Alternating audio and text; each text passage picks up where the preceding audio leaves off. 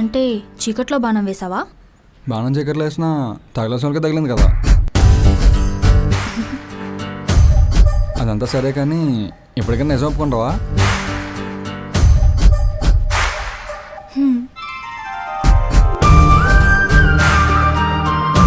నిజం చెప్పాలి అంటే నువ్వు నన్ను చూడకముందే నేను నిన్ను చూశాను.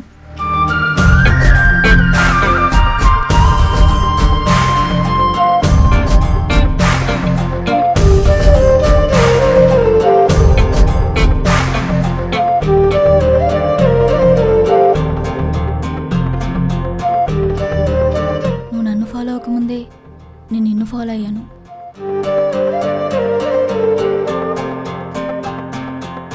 నువ్వు నాకు ప్రపోజ్ చేయడం కాదు, నేనే నీకు నిన్న ప్రపోజ్ చేద్దాం అనుకున్నాను.